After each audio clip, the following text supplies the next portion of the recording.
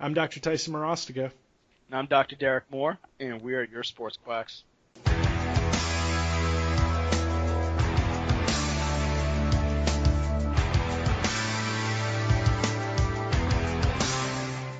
Okay there, Sports Quacks. Today, what we'll be talking about is a little bit of marketing and what we believe you in your clinic should be doing with your time. And also, whether or not doing things for free is efficient when it comes to starting up your practice right away. So, as you all know, Tyson opened up on his own, and I went into an associate position. So it's going to be an interesting take because we both had to delineate our time in different ways. When any time that Tyson was out marketing, that was time that he had to take away from the clinic and time that he couldn't treat. While I could be out marketing and my supervisor could still be in the office and building the practice from within. So we had a little bit of a different dynamic. So today's podcast should have some good information for any new practitioner coming out there. So I think going out and marketing, a lot of us from chiropractic school, we all know kind of an idea of how we want to present ourselves. And sometimes I think you get the the runners and doing 5Ks. Some people end up doing spinal screens in like malls and health fairs, and some other chiros will end up doing some talks or some entrepreneurial groups. And we'll discuss all of that in today's podcast and just give you our opinion on what's kind of worked for us and maybe what's missed the target. So, Tice, when it comes to let's just start let's just start positive first. Okay. When it comes to marketing and with your time, have you what have you noticed as free? Obviously, not for you not spending as much money that gave you the best return on investment. So I had a really unique experience when I first got out into practice, right? So I I really struggled with marketing, and I still struggle to this day. I hate being in front of people. It's like a nervous thing for me. Like I felt like when I was in school, I didn't really learn how to market myself that well. Like I did learn how to do like the commercial, like your 30-second commercial, Mm-hmm. but I didn't really feel like I knew how to market to groups or I knew how to draw people in. Like I really struggled with that. Right. So when I first got out of school, I put together this marketing plan and I was like, I'm going to go talk to every single business. And I did. I went to every business and I walked and I dropped off business cards and I introduced myself to everyone. Right. But I didn't know how to talk about chiropractic. Right. Because I didn't know how to like get into someone else's world and show them my value, right? It was just hard. So one day I went to the golf course across the street and I just introduced myself, right? And you guys know golf's like my thing, right? Like that's what I do. I know. So I was talking to the head pro and I said, I used to teach, I used to do this, and he looks at me and he goes, "Why don't you show up on Saturday?" And I'm like, "Show up to what?" And he's like, "We do clinics." And I'm like, "Oh, okay, cool." So I went out to this clinic and I started to just talk about chiropractic care. I started to talk about, they gave me like 2 minutes to talk about something. And then 2 minutes turned into 5 minutes. And then 5 minutes turned into, hey, you can talk to every single golfer and work with them on their golf swing because we trust you. Right. So I built this relationship with them. And it was a unique like opportunity. And that's like a free opportunity for me that allows me to meet with people and talk to people and allows me to just interact. So like that was my like biggest free like opportunity. Now I do some other things where I donate a lot of things. I go to some things in the neighborhood next to me. Like there's a couple of things that I've done. Like so, but uh marketing's hard. I'm just gonna lay that out there. Marketing's hard, right? Hopefully that kind of answers the question. Like that's one of my best returns was just getting there, finding my niche where I was comfortable talking to people. Right, and I think too when you hit a little bit on the head when we start talking about marketing within school, I feel like everybody has different experiences. But I I would like to say across across the board, I think if we were to ask anybody from our graduating class, just our graduating trimester, when we talk about our marketing course, we're not going to mention any names, but he wasn't up to par. All right. So if you guys don't believe me, I'm just going to throw out a few of his crown jewels. Um, one, anytime you go anywhere, wear a suit because people respect suits. Gonna go buy paint, wear a suit. All Right. right, sure. You know who wears suits?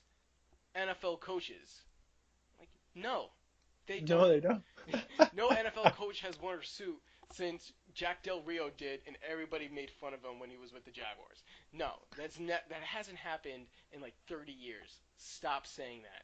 Oh, you want to get some people to go to you? Get some bendy pens. That'll Yeah, the get them. bendy pens. I remember those. That'll get them. That'll get them really chomping at the bit to come to you. And the best one. Somebody gets married in the newspaper. You look them up. You find their address. You laminate it and on the back of it you attach your card, and you creepily send that letter to their house. Because there's nothing better for a future patient, that says, "Hey, saw that you got married, found out where you lived. Here's a picture of yourself." Just creeped on you a little bit. Pretty sure they would love that.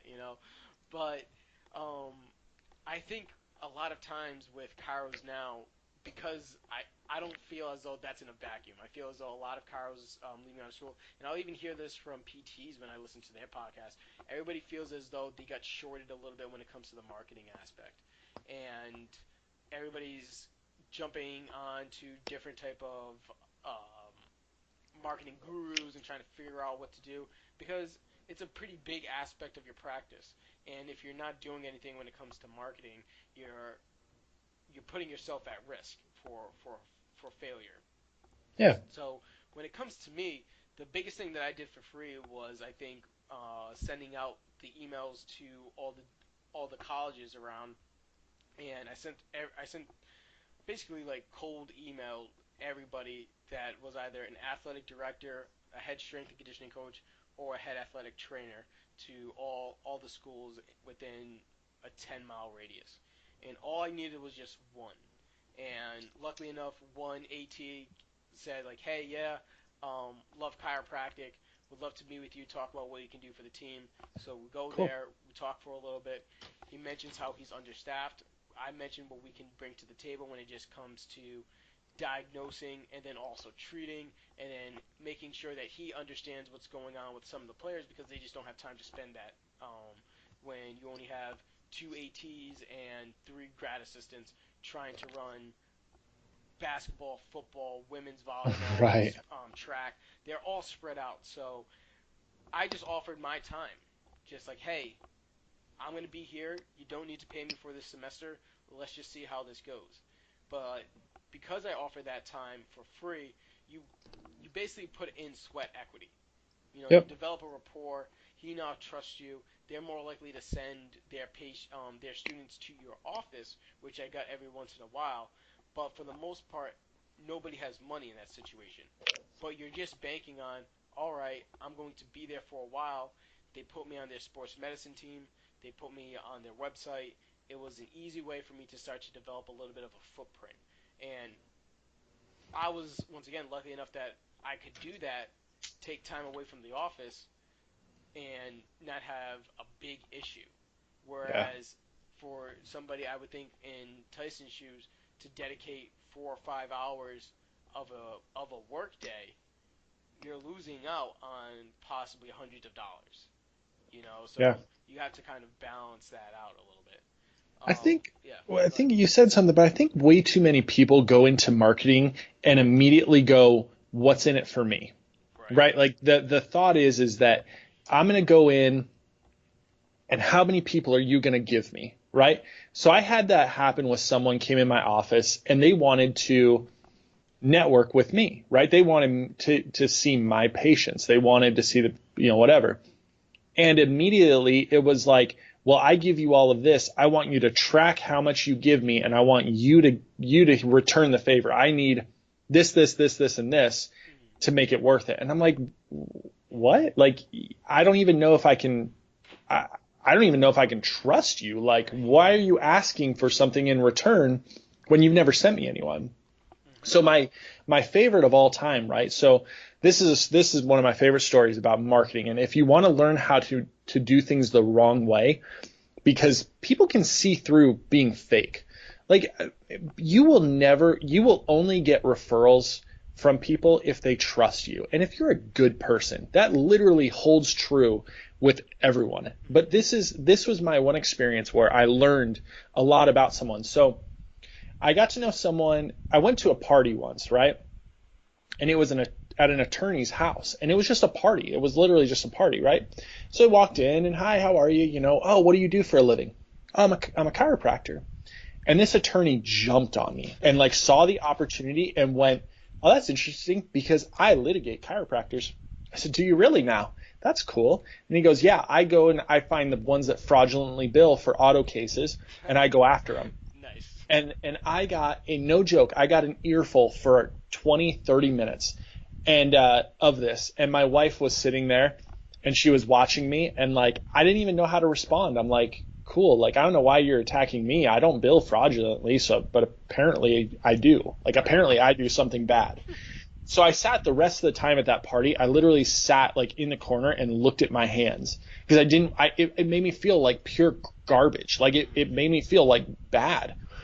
And I remember my wife, like, she's like coming to me like, are you good? And I'm like, no, like, I feel like crap. Like, I didn't even want to do anything. Right. So, but here's what happened. 6 months later, this attorney goes and opens up his own practice, and guess who he calls? Oh, really? Calls me and goes, hey, can we go to lunch?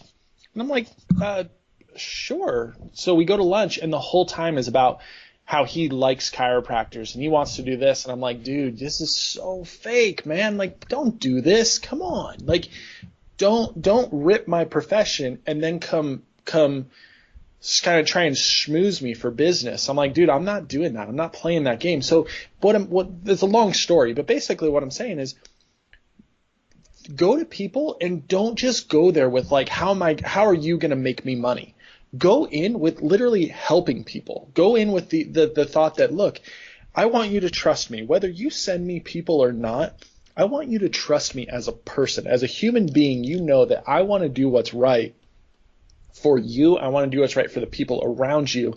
And I want business. I want my business to grow, but recognize that your business grows when people trust you. Right. So now in that same manner, so a lot of times I feel as though when you're not too sure, you kind of just say yes to everything. At what point would you say you started saying no to certain opportunities? Because we outside of this podcast, Tyson and I have talked about certain opportunities that were brought up to him, Mm-hmm. and some of them we would just sit down and be like, all right, how is this going to play out not only in the next few months but the next few years? Is this something that's really going to be beneficial? We talked about the blood draws, the recovery rooms, legitimately almost every big thing that has possibly come up, and at some points we were just like, all right, Tyson has to make that decision on, am I going to do this or am I not? Yeah. So at what point, and I would say, Tyson, at what point did you start saying no more often? Was it once you started making a profit? Was it once you started getting understanding that maybe not everybody had your best interest in hand? When did you start to say, all right, you know what, I got to be a little bit more picky with who I start to accompany myself with? Unfortunately, it was after I learned a lot of lessons. Yeah. So it came after I got shafted quite a few times because, when you go in wanting to be a good person, you forget that some of the people that you're going to try and help don't want to help you. And it sucks. Like but I think you're going to unfortunately have those learning experiences, that it's going to come back to bite you, and you're going to sit there and you're going to, go to your loved ones, your partner, and you're just going to say, well, I tried to be a good guy, and why the heck is this backfiring? You're just going to want to scream at yourself. But for me, I learned to start saying no after I learned like understanding like financial commitments for marketing, right? Okay. So I started to say no to events that wanted me to pay for my appearance, right? Like the people that wanted me to pay, like I usually started, like I capped off, like if you want me to pay $100 or more to come be at your event to meet people, it was a red flag to me. So time commitment and finances, right? So like if I was going to go and spend $500 to spend 2 hours talking to people, it didn't seem worth it to me, right? But there were places that invited me to come for free and were like, yeah, if you want to come, like give away stuff. I was like, man, I'll pay to give away stuff. I'll invest in like marketing materials or, cool trinkets or things to take home with my stuff on it. Mm-hmm. I'll happily do that if the visit is free, or if it's a low cost to set up a booth, right? Like one of my favorites is I got invited by the city of Mesa. There's a park right next to my office, this kids park, and every year, right? So Arizona is just crazy hot, right? But every year they do this really cool event where they bring in fake snow, or they chip ice, and they put this like skating rink out. And they invited me. They said, hey, we'd love to have you just set up because we want local businesses to be involved. And they didn't charge me anything. And they said, yeah, come out. And I was like, well, that's the coolest thing ever. So my wife came up. I got to credit my wife. I'd love to take credit for this idea. But my wife goes, why don't you give out balloons, right? I'm like, well, that's a great idea because it's a kids event. So we rented a helium tank. Yeah, all right. We got a ton of balloons, and we literally just went and gave out balloons. I gave out, like, I had like marketing material on the table. I didn't like attach my cards. I didn't like force my cards on people, but I literally just like put it out there. I literally just handed out balloons. That was it. So then the next year, my wife was like, hey, why don't you step up your game and why don't you logo your balloons? I'm like, even better idea. So I put my logo. I didn't put like call us or I got your back or, the goofy things. I just put my logo. And she goes, well, a lot of people came up and talked to you. Why don't you bring your schedule? Like, why don't you just bring your schedule and just say, hey, if you want to schedule an appointment, I got my schedule right here. And I got like 5 or 6 people to schedule. And I was like, whoa, like that's kind of different.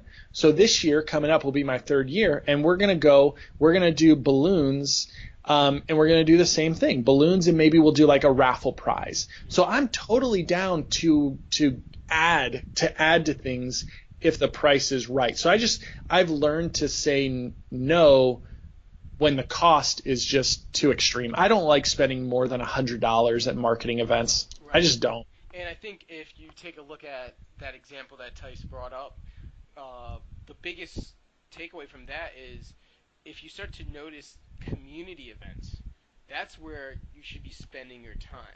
Things directly associated with said community that your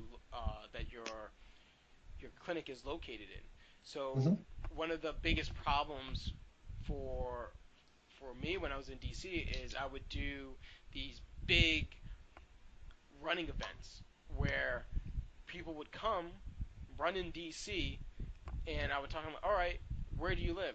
North Carolina. We're just here on vacation. Yeah. Or Philadelphia. Or even for DC, they would just say, oh, I live in Virginia.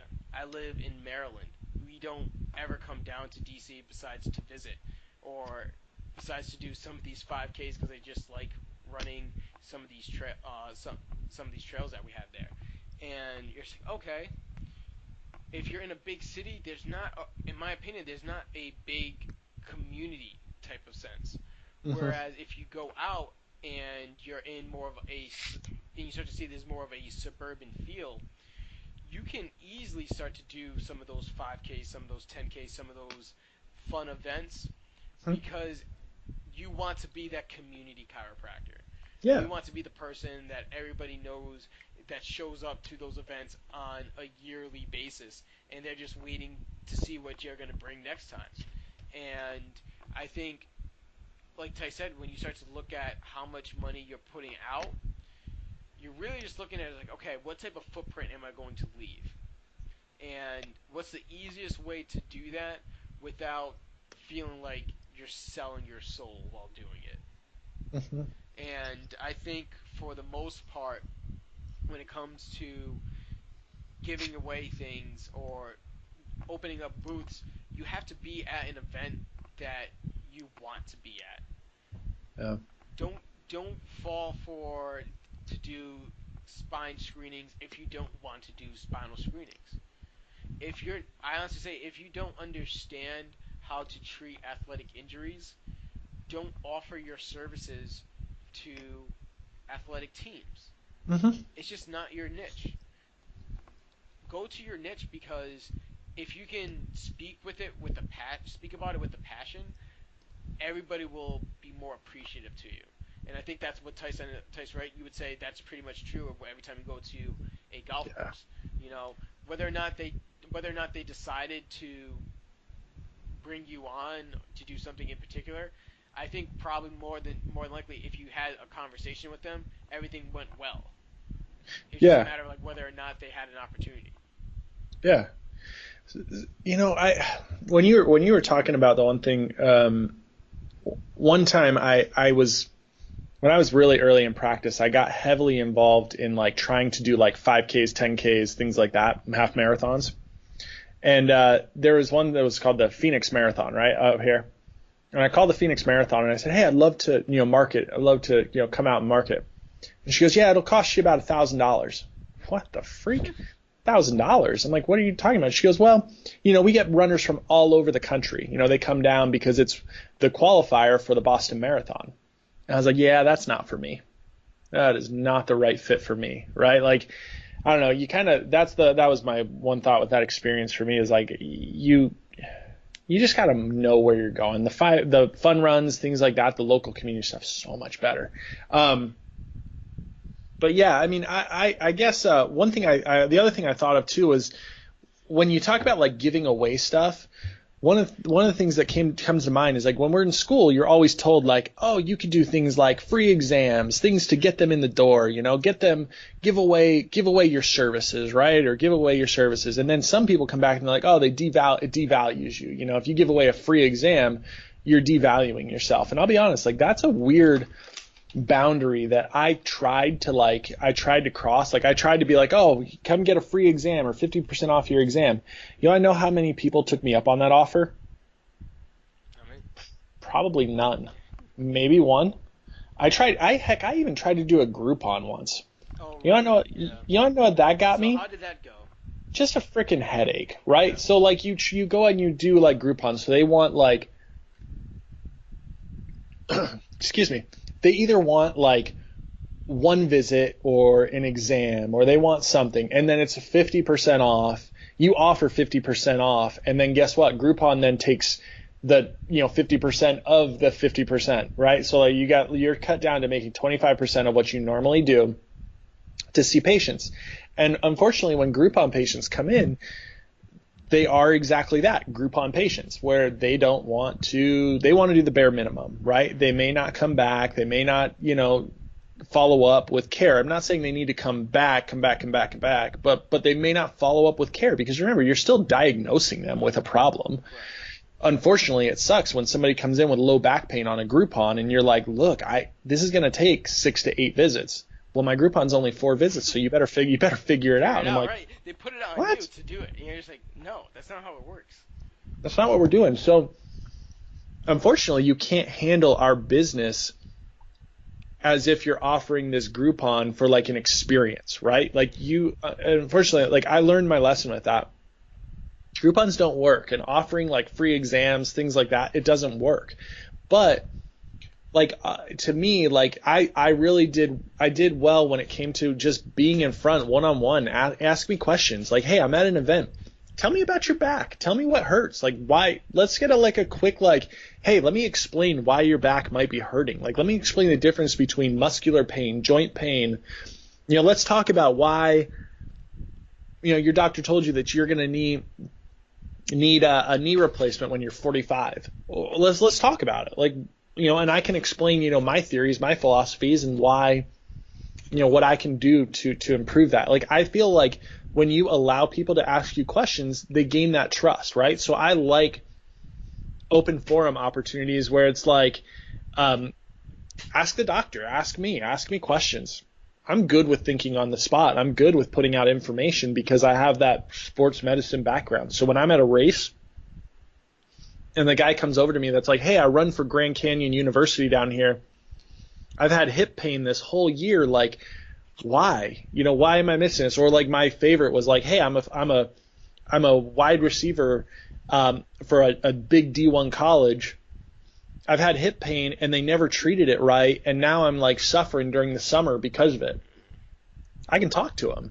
Right. I like that stuff. It's just cool opportunities pop up. Yeah, and I think the just the ability to start to talk to the patients in those settings takes away from that idea of like you're trying to sell them something. Mm-hmm. But I feel as though when you put something like a Groupon deal out, you just set yourself up as a novelty, Yeah. because where does your Groupon ad come up? Is it between the massage envy and the escape room?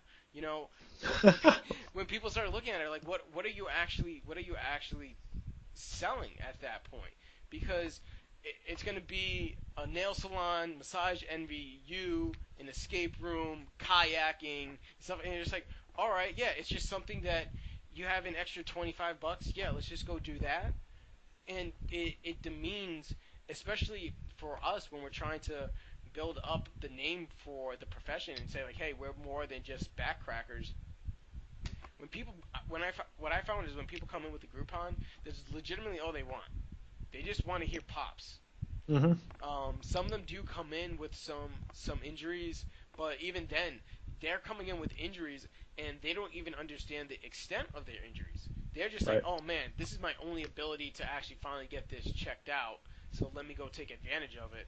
Well, like literally in that case, they're using Groupon as their insurance. Right, Is that weird? Like right, Groupon becomes their health insurance, right? It exactly. discounts their prices. Like that's really depressing yeah, that's depressing when you think about that. Yeah, Groupon's my insurance. Right. It's just What the freak? when you go see the eye doctor, whenever Groupon has a deal.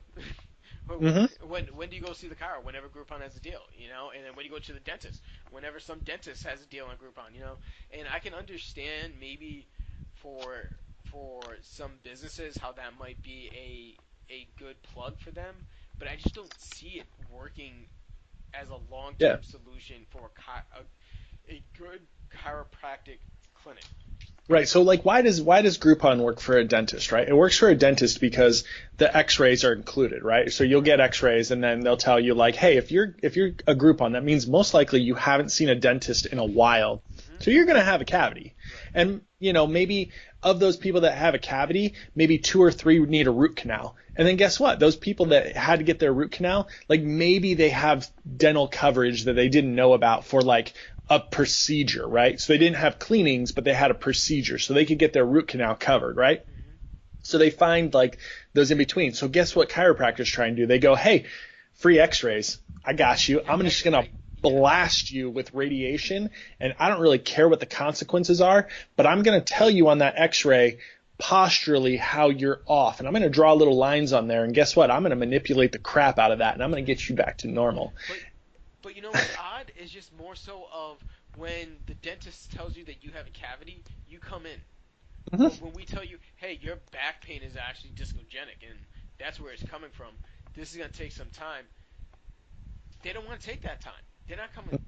The odds are that they don't come back in. And it's so odd that when another medical profession says like, yeah, this needs to be taken care of right now.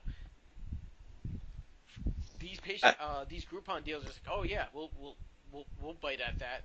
But for back pain, if you don't fix it in one shot, especially if they've been to a chiropractor in the past, man, like getting that retention and having them buy into an actual good treatment plan, it's an uphill battle. It is. It can be really difficult, but I think it's really the biggest thing is how you go about it. Hmm. I think chiropractors we're always going to have a struggle for that success rate in getting patient compliance, right? Right. And unfortunately, that is due to um, how we are perceived in the public. Before people even walk in the door, I think a lot of people have their guards up, like this guy's going to make me come here for 90 visits, Right. right? Well, they already have their guard up, and you know what? Like, and that's justifiable. Like, I'm Yeah. not going to be mad at a patient and say, "Oh, you're ignorant because you think I'm going to do that," or you no. I'm unfortunately you have to say I'm so sorry that people have that view of me as a chiropractor.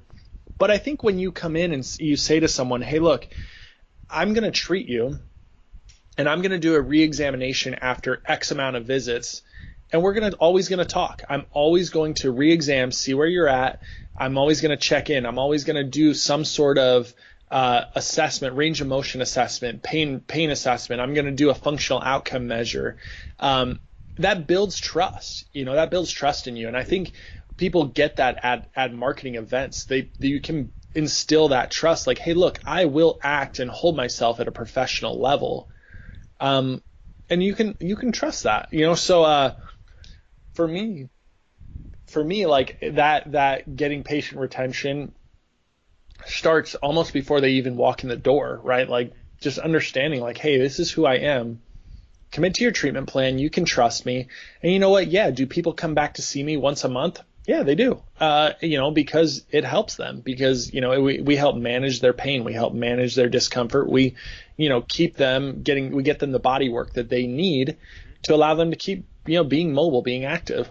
Yeah, and just having patients understand that treatment plan, especially if they're coming in with some type of Groupon deal, is going to be of utmost importance.